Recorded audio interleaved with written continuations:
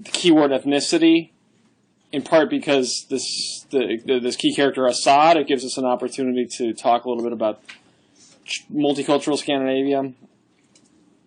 But for a second reason, I think you'll notice that the sort of the perpetrator, the suspect, with the thriller, right? So we know a lot about what he's doing, what he's up to. There's a very conscious choice to sort of depict him as someone without an identity or someone whose appearance is always in question, right? He's a person of disguise. And, of course, physical appearance is one dimension of ethnicity, right? And for that reason, I thought it'd be helpful maybe to think a little bit about that in drawing in the characters in our novel here.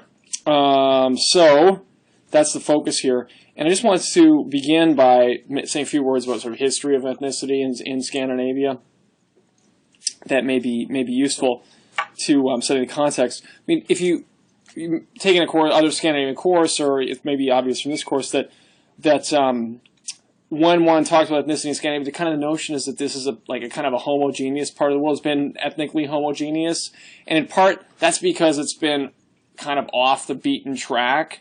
You could say it's not sort of continental Europe where there's been people moving back and forth and around and so forth to a great degree, and the Scandinavian countries often they like to think of themselves as not having a colonial history that is as colonized or colonizers. So, in fact, that's a dodge in a pretty significant way, because Norway and Finland were really colonies of Denmark and Sweden, and so there's a kind of a tense relationship there between those two countries because of that past. If you want the sort of current version of it, I think it's tomorrow morning or tomorrow during the day at Sochi at the Olympics, Sweden and Finland are playing each other in hockey, and this is like I just looked at the Finnish news, and the Finnish commentator said, "Our beloved enemy," right? Where it's just like they have this deep, long historical relationship going back to the 12th century when Finland became a part of Sweden. It was a part of Sweden from 1155 until 1809, so some 700 years, or 650 years, and then Swedish and Finnish are the two official languages of Finland, and there's this old relationship, but of course it's like big brother, little brother in a way too, where the Finns are always trying to beat Sweden in these various things, and Sweden is always sort of like just managed to come out on top time and again.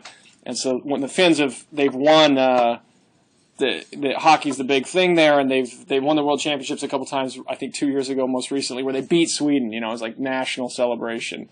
Like when the Seahawks won here, everyone goes out the street. Why did everyone go out the street for the Seahawks parade? You know, it's an inferiority complex, right? We beat the damn 49ers, man. San Francisco's not better than Seattle, right? I mean, that's part of it, right? That there's a sense of like, you know, Seattle's kind of like off to the little bit to the margin. It's not the center of the United States, not New York, not California, whatever. And so part of it is like a sense of self-overcoming, right? That we can do it. And I think that national celebration in Finland is a little bit like that too, where they're the kind of the Sweden's kind of the 49ers to the Finns Seahawks, where they haven't won as much and they're not quite the big shots or the ones with the long record of wins. And so it's a big deal when they play, and especially for the Finns if they win. So that's part of a colonial history in this case, where it goes back to old relationships and where is the center of power and who makes the decisions, you know, who controls the resources in the society and so forth. And of course with that comes all kinds of distinctions and notions about who people are. And of course in a colonial context, a lot of that stuff goes with ethnic identity. And by in that colonial past, right, what does ethnic identity really mean? In large part, it means race, right? And it's this kind of history of race where people want to make distinctions along notions of biological racial difference. Now, of course, when we think of that from our perspective, the post-World War II period, both scientifically and culturally, has seen the kind of the overturning of the notion of race, right? When now the Human Genome Project, what does it show? Regardless of how people look, they're 99.9% the same, right? There aren't kind of the differences that theorists of race in the 19th century wanted to talk about. right? And furthermore, when people look at sort of histories of, say, ethnic groups or racial groups, right, what do they find? They find that, in fact, that differences have so much more to do with history and institutional power and distribution of resources and enforcement of kind of like difference and oppression than anything else, right? It's not in people, right, but in the way that we operate as societies. And so that history of colonialism is there, and remains the case in Scandinavia, and is very important. I should say, like I gave this Finland-Sweden example. In Denmark and Norway, it's like soccer, right? They're both very good soccer. Denmark's very, very good. Norway sometimes has been up there in soccer. And so when the Norwegian and Danish soccer teams play, then that's the big one, right? Denmark, for example, now, like Winter Olympics, the Danes laugh, oh, we're not going to win a medal, we're horrible at everything and so forth in the Winter Olympics. But then when it comes to this summer stuff, then they're a lot better, and they compete, and the Norwegian-Danish rivalry looms large. So that's those colonies, and then Greenland. I mentioned last time, so this came up, I think, and some of the Danish slave holdings. St. Catherine's, the island in the Caribbean that was Danish colony. So those are ways in which there's a connection to colonialism and ethnicity, and then of course within countries, right, there are these notions of ethnicity and race that are important.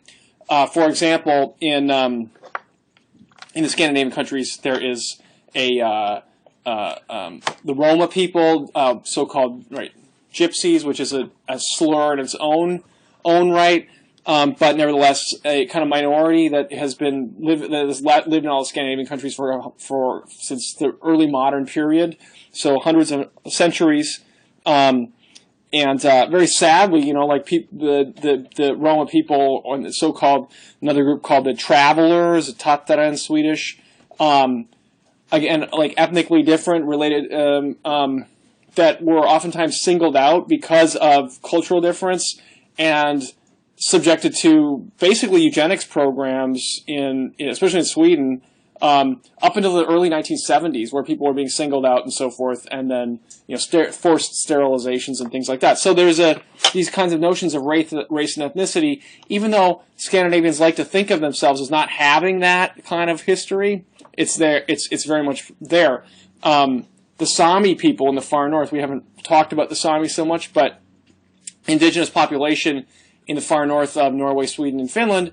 That speaks a language related to Finnish, but is not Finnish, and those people have been subjected to forced schooling, forced adoptions, separations, various kinds of colonial administration that has really damaged those populations. Only in the last 50 years that there's been a kind of a counter movement and ethnic building that has brought about all kinds of political changes and improvements for the Sami. But a professor of history from an American university, Swedish professor of history from an American university said to me, no, there is no history of race in Scandinavia, right? Well, Sami skulls were taken from northern Norway, people who were executed in a political fight there in the mid-19th century, and put into museums in Norway for study. So that tells you about whether there's a concept of race in the history of Scandinavia. And so when we talk about those things, it's not the kind of history people want to tell, right, about the great nation kind of coming onto the world stage and having its contribution to make, but rather a kind of a darker and unfortunate history that's there. So when we come to this novel, one of the things we want to ask is, what does ethnicity mean, and how is that a term that can be helpful to us in thinking about some of the interactions in the novel and the way we understand it.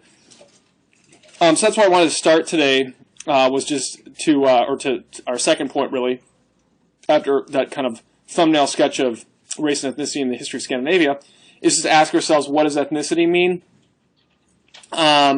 It's the key word for today, and so that was, if you got a chance to look at that, it's online, but this is a term that people probably have encountered in other courses, and maybe we can draw on that knowledge a little bit to fill it out a little bit, and then ask the question. So, how is this notion about ethnicity relevant in this novel, and we'll take up that question during the second part of the first part of our meeting today. But before we do that, let's just ask a little bit about what is ethnicity? What does that term mean? And I'm just going to ask the class, and we won't break up into small groups. Let me just write it up here, and then I can write some stuff down as people.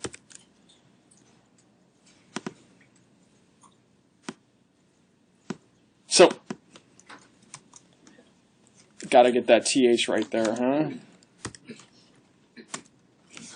Yeah, Kaya. Background. Okay, background. Oh.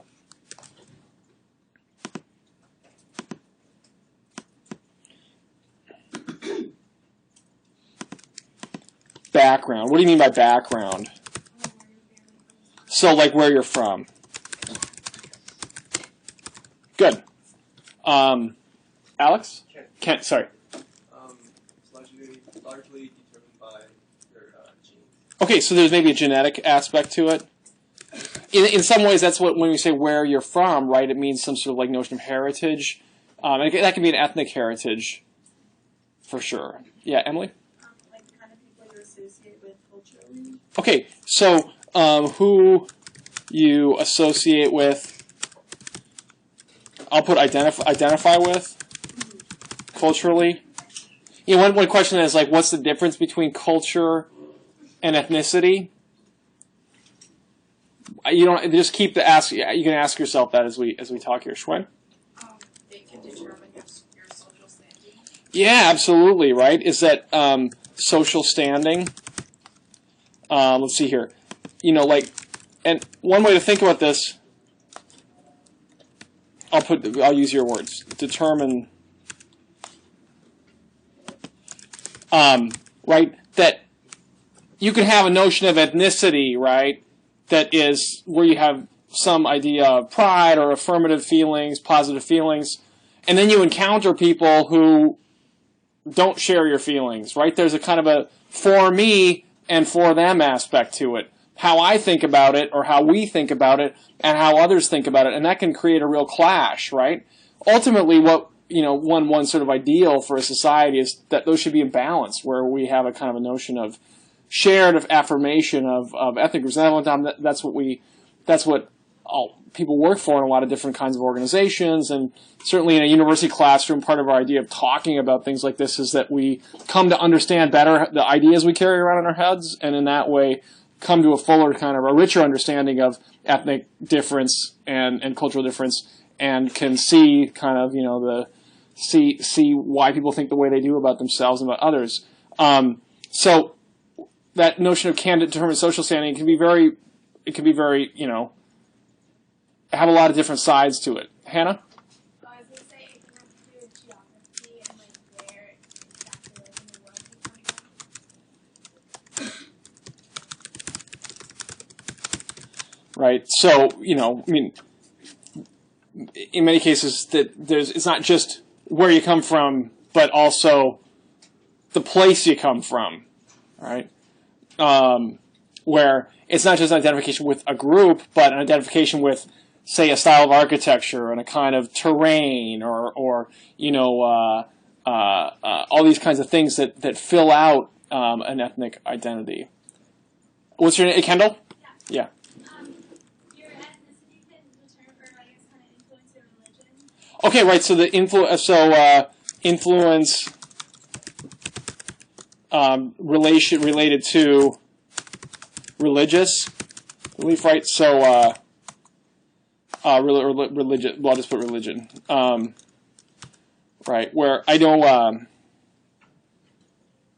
Right, there's in many cases there's like kind of an association between ethnicity and religion, where the ethnicity is kind of like sustained by the religious institution, right? Where that because in part because of the history of the United States. We're talking about the United States right now, right? Where certain ethnic groups have come and they brought with them their religious practices, and in maintaining those religious practices, the ethnicity sort of, for some groups over time, some of the ethnicity kind of empties out, right? And yet the religious practice remains in place, and the religious practice is the kind of the forum in which the ethnicity kind of gets maintained, right? So there's a kind of a humor that goes with it, or certain food ways, or all kinds of things that are connected to that ethnic past, and yet it's really through the religious institution, or even the religious institution can even like itself begin to fade away, and it's just the maintenance of the kind of ethnicity with the kind of vague association with religion. But yeah, that's an important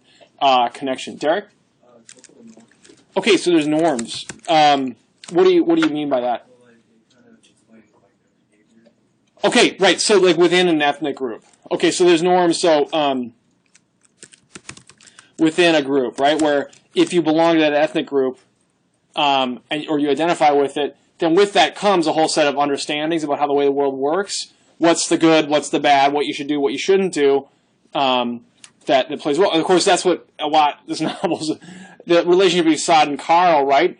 There's different norms in play, and that's part of their conflict, right? So that this is an important aspect here. Jay? It can be used as a comparison between one individual to another group or between two groups or something. Okay, so it can be grounds for comparison where there's these categories, right, that come with ethnicity, right? Everyone is in various kinds of surveys or official documents, check the box of like where do you fit in, right? And then institutions keep track of that information to see, maybe they want to serve a certain population, or there's like a perception that someone's being underserved, these kinds of things, and then they try to, on the basis of ethnicity, try to figure out what's going on. So that information can be important, like on a demographic level, right, where people are looking at comparisons between these categories. Cassie? So ways for an individual to connect to something bigger than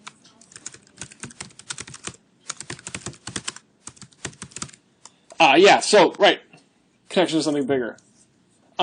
Which is interesting here to think about, like, what are the bigger connections? And in a way, right, it's interesting to think about ethnicity that way, about connecting to something bigger. Some ethnic groups, it's an opportunity to connect to something bigger, right? It can also be, I don't want to connect to something bigger, right? I don't want that bridge I don't want to go over that bridge, right? Where people kind of want to separate themselves from some kind of ethnic identity. And then for some, right, there can be this thing where it's just taken for granted that you're connected to it. You don't have to, whether that's for yourself or for others, where there's these kinds of weird sorts of assumptions that get made that you may not want to be made, or you may want to be made, or there can be a variety of attitudes toward it. So that connection to something bigger is an important one. Elizabeth? It intersects with other aspects of your identity. Okay, right. So it's intersects with other aspects. In a way, this is Kendall's point about religion, but there's all kinds of things that go there, right? For example, ideas of gender that go with it. Who's a real man? Who's a real woman? These kinds of things in a culture about norms within gender, norms about gender that then intersect with ideas of ethnicity, right? Or so that's just one example. But you can think of other ones as well. Tao. It's also associated with a stereotype and lack of identity. Yeah. Did you say meta identity? Lack of identity. Oh, lack of identity. Right. Okay. So this is a good one too, right? And really important for our novel, stereotypes and lack of identity. You said, is that right? Yeah. It's like some people like me, Vietnamese people just look at me and say that's Asian girl. Yeah. They don't say like Right. So there's a lot in Tao's comment, right? Stereotype where there's that Asian girl, right? It's not that there's that Vietnamese girl, or I don't know where you're from in Vietnam, but maybe you're from, like a regional identity or things that matter to within a Vietnamese setting. Oh, there's that Asian girl, right? Where you get lumped in to a bigger stereotype that can be a very negative stereotype or a very positive stereotype or somewhere, variety of different aspects, right? Where there's that stereotyping that's both a lack of identity, right? And then it can be also a assertion of identity where you can, use it to talk about yourself, right? So this is an important one. And of course here, in some ways it's about who sets the norms in a society and who doesn't set the norm, right? In our novel, Carl's like Joe Blow, right? He represents the norm. And Assad is this kind of outsider. Rose is too, right? In terms of gender. We don't know that much about her, but she's the kind of the exception, the other. And so who gets to set the terms and what's a violation of the norms and what's not a violation of the norms? A lot of that has to do with what's perceived as, the mainstream, right? But part of the problem with the mainstream is it's got a history too, but that history gets forgotten. It's like the right to stereotype, right? Gabrielle. I feel like it's very historically shaped, and that it can change across generationally. Yeah, so historically shaped and changes over generations. Yeah, it's sort of, I just think of one example that I can give you just because of this through the University of Washington. I was talking to someone, part of our department. We try to raise money to support these programs, and I'm the person responsible for Finnish, so I'm always trying to raise money for Finnish. Talking to this guy who he's third generation Finnish, and the Finns came later than some of the other Scandinavian ethnicities to the United States, so late 19th century, early 20th century, and a lot of people came because of political beliefs. That is, they were leftists in Finland, and there ended up being a civil war in Finland in 1918. And so there's a sizable population that left sort of because they felt politically persecuted. Not a huge population, but some. Anyway, a lot of these people ended up working in mines or working in the logging industry or fishing. And the people that came here to the West Coast, many of them worked in logging or fishing, right? So these people are poor ass workers, right? They were at the bottom of the rug. And Finnish, furthermore, is a language. It's not an Indo-European language, and so one of the things that people have said is that it's harder. People had more struggles to learn English. So this guy, anyway, the reason I'm telling the story is he gave a lot of money to us. But what's interesting is that he grew up in Montana, and it's his father grandfather worked in the mines. And the father was a U.S. postal worker, drove a postal truck all his life. And so then this guy, he got into trucking and moved out here. And then now he's the CFO of some big trucking company and, made large amounts of money. It's kind of like this American story, but it's a change historically from probably growing up talking Finn, as they would say, right? That wasn't a matter of pride.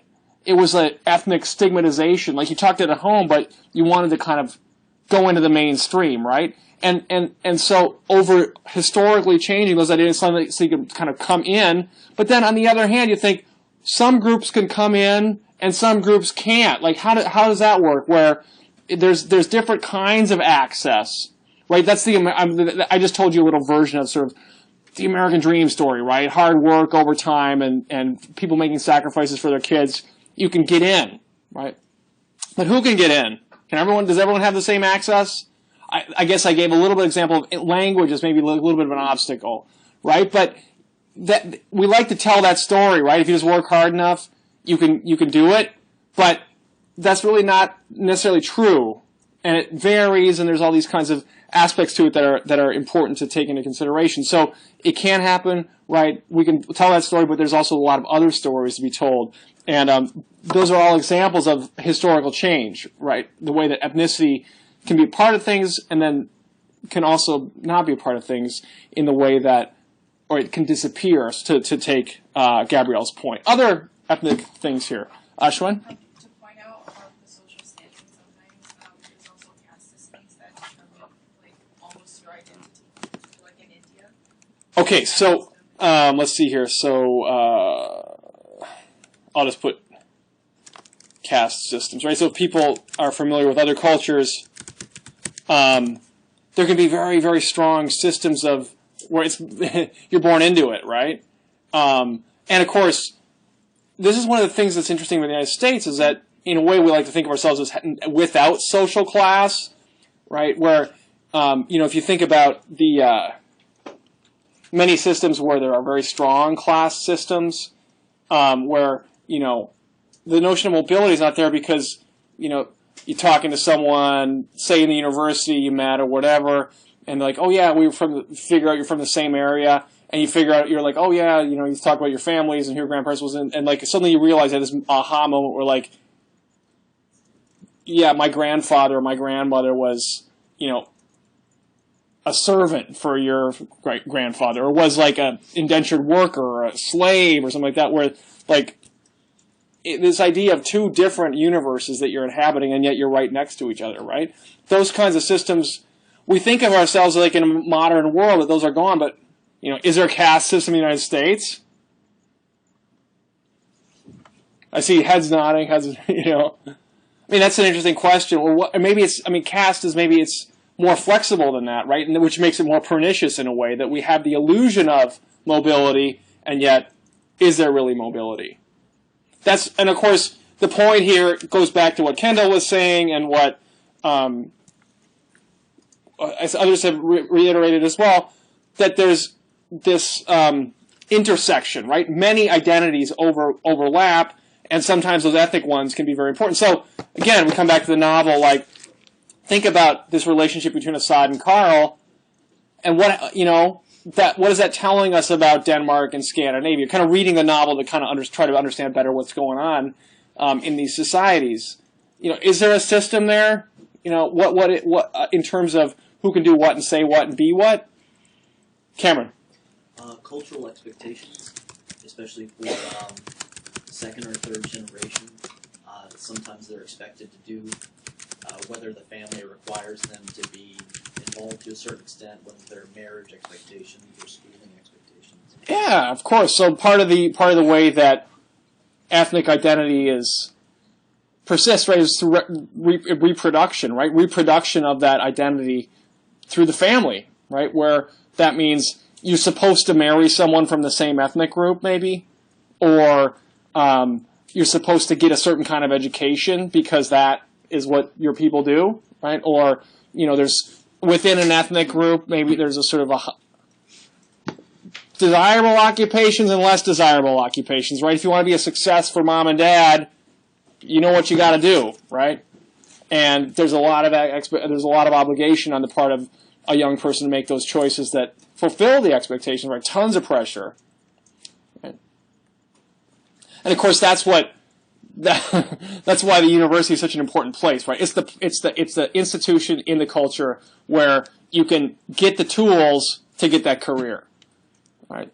Maybe probably most of you are here for that, right? Or I'm here for that, right? This kind of thing where you're doing your thing in the society as a citizen, but also as like you're doing your career, right? And it's not just the joy of the knowledge or learning, but right, you're going somewhere, you're getting something, and there's like an instrumental aspect to the institution. And of course, that's one of the things in the United States is that universities have been relatively open, and it's a place where you can go if you want to become, say, a doctor or whatever. You can go and take the classes, take the MCAT, whatever.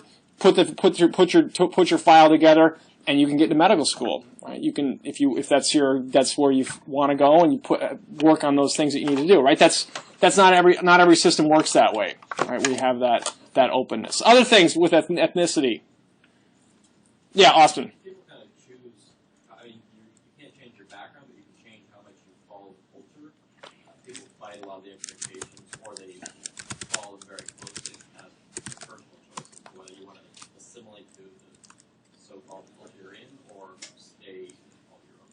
Yeah, ambivalent relationship, right? Where it's kind of what's ambivalence? Like deeply mixed feelings, that are painfully mixed feelings. I love it. I hate it. Right? Maybe you have that experience where, you come from, everyone probably has this experience of a family. This is the example I give of ambivalence often. Think about those stories your parents or your siblings tell about you, like who you are to them. And maybe there's something from your childhood where you did some crazy thing, or people have their own stereotypes in your family, right, that they carry around about who you are and maybe you hate that story, you can't stand that story, yet they keep telling it over and over and over again. That's the way that person is, right? And but you love the people who tell the story, right? Or that there's something about it, you love being a part of the family, yet don't do that to me. I hate that story. I'm not that person. You're back and forth in your feelings there, and that's ambivalence, right? And that can happen at the level of a group as well. Maybe you do all these things because I don't want to go that route that everyone in my group goes, right, or my family goes. I reject those values. I don't want. Maybe it's conscious, maybe it's unconscious, but you find yourself going in a different direction. Or maybe you feel like, I like that, or I feel comfortable with that, and I'm going to do that. I'm going to go that direction. And so you keep, and these things, I guess the point here that Austin is making is that those relate to notions of ethnic identity. Who you are, how you're trying to identify with this group. Whether you're trying to, be the best of what you think this ethnic identity stands for, whether you're trying to get away from it and be something else, or somewhere in between where you're like, I want to be a part of it, but I don't like that part of it. Where those complex mixed feelings. So, this is, of course, for someone like Assad in our novel, right, this is the dance that he's doing, where he's on the one hand, he's expected to perform at this professional level, on the level of the mainstream, and yet there's this kind of concealment or hiding that goes on where he's like, why does he do that? Is he allowed to be that person that he wants to be? Other things people want to add here? We've got picked up on a lot of stuff. Yeah. Different genders. Okay. And you want to just elaborate a little bit more? I think I know what you mean, but I want you. Yeah. I guess in general, in general, society puts more emphasis on guys, but there are certain culture which put more emphasis on the female. Mm-hmm. So that gender roles may differ culturally, and then come into conversation or clash as different ethnicities are part of a society. I guess we could say that ethnically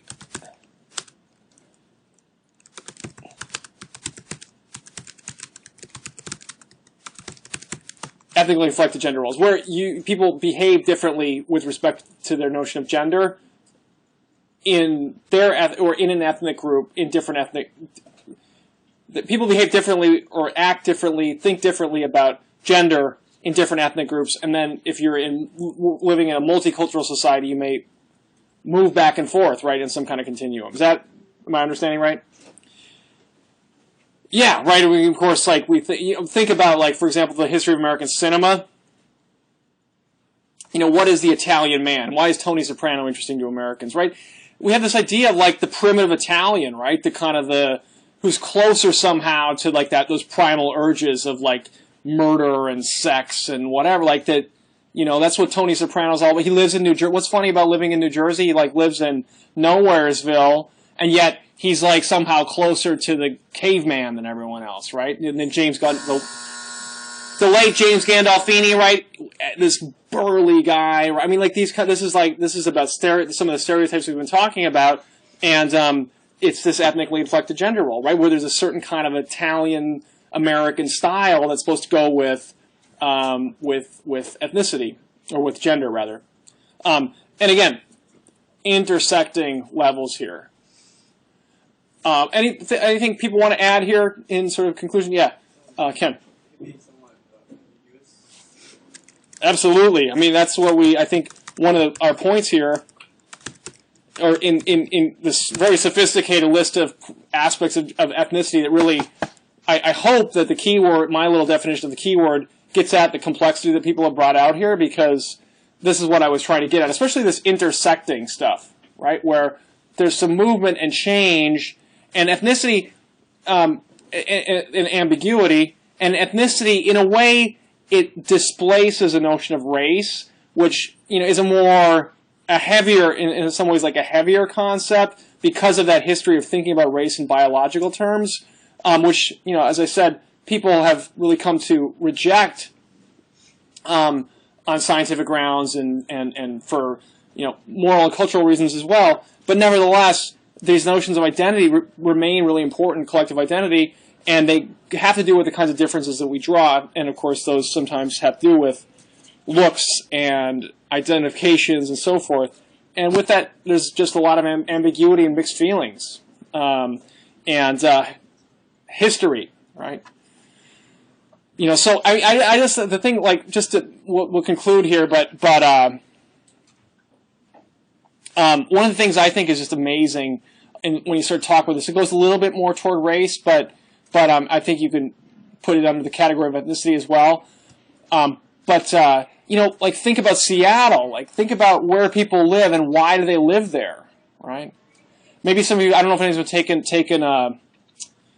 I think it's Jim Garfield, who's a historian. He's a historian over here on campus. And he has this amazing, you can just Google the term segregated Seattle. And it's a class project. They put together a huge website where they went to the Puget Sound Regional Archives and looked at all the old leases on homes and stuff like that. North of the Cut may not be sold to non-Caucasians, right? These kinds of things. Why is the Central District the place where there's more African Americans? Because it's because of the history of these kinds of covenants where you could not sell a house to someone who was not Caucasian. That's the language they use, right? Or, if you walk around in the Central District, there's lots of African American churches there, right? A lot of them, you look at them, there's like on the cornerstone of the building, it's Hebrew, right? Why? Because that's where Jews could live and, buy houses, and that's where they built synagogues or, shulas, right, where they could worship. So, how did that happen? Well, there's a certain history of race and ethnicity in Seattle that remains present with us, right? Those sorts of things change, of course, as those laws go away and were found unconstitutional and so forth, and yet they persist. And then you realize, where do the resources go? Why is it that schools are better here or less? There's less resources being spent on schools there, and of course that has to do with ethnicity, race, and all these kind of complicated things that we've talked about here. So when we turn to the novel and we think of a character like Assad and what he's dealing with and kind of coming in, working in the police force and so forth. It gives us a little bit of a window on on multicultural Denmark, and we can think about some of the things that we know about from American society with its crazy quilt of different groups and raise questions about Denmark. So that's what we're going to do in the second part. We'll turn a little bit to ethnicity, and not only that, but kind of also work at the same time at puzzling out some of the structures in the novel and some of the issues that are there. So let's take a break, and we'll start at 25-2.